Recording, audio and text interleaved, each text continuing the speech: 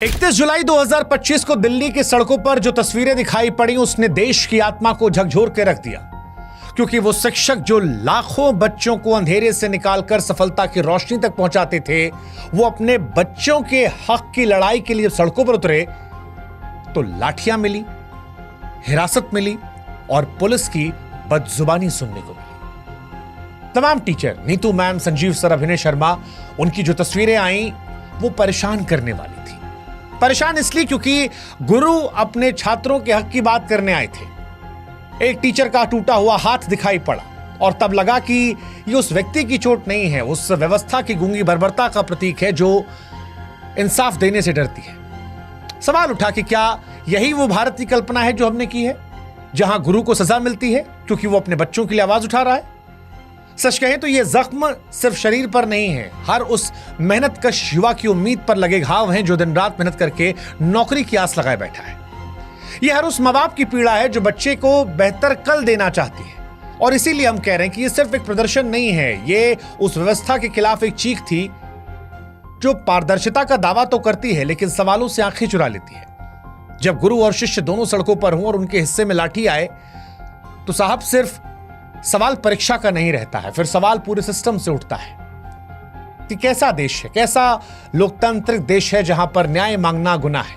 क्योंकि जब शिक्षक और छात्र दोनों इंसाफ की मांग करते लहूलुहान हो तो लड़ाई सिर्फ उनकी नहीं होती है, लड़ाई पूरे समाज की होती है। और आज इसीलिए एसएससी सीजीएल विवाद पर जब उम्मीदें टूटी तो हमें लगा कि आइए इनका साथ दे एक बेहतर भविष्य के लिए। एसएससी सीजीएल का विवाद क्या है वो आपको समझाते हैं। दरअसल एसएससी यानी स्टाफ सिलेक्शन कमीशन की सीजीएल परीक्षा हर साल करोड़ों युवाओं के लिए सरकारी नौकरी की उम्मीद लेकर आती है। करीब 3 करोड़ से ज्यादा अभ्यर्थी इस परीक्षा में हिस्सा लेते हैं। अपने और अपने परिवार के बेहतर भविष्य की कल्पना लिए दिन रात वो मेहनत करते हैं। लेकिन हाल के वर्षों में ये परीक्षा नौकरियों का जरिया कम, विवादों केंद्र ज्यादा बनी है। 2024 के टायर 1 रिजल्ट ने इस पर शक की सुई और तेज की। अचानक ऊंचा कट ऑफ और कुछ खास परीक्षा केंद्रों में लगातार चयन और रोल नंबरों का पैटर्न साफ साफ इशारा कर रहा था कि कुछ तो गड़बड़ है। छात्रों ने सिद्धांतली माना और फिर आवाज उठाना शुरू कर दिया। 2025 में हालात और बिगड़े। एसएससी की सिलेक्शन पोस्ट फेज 13 परीक्षा के दौरान बार बार परीक्षा का रद्द होना, तकनीकी खामियां और कई केंद्रों पर छात्रों के साथ बदसलूकी ने आंदोलन को भड़का दिया।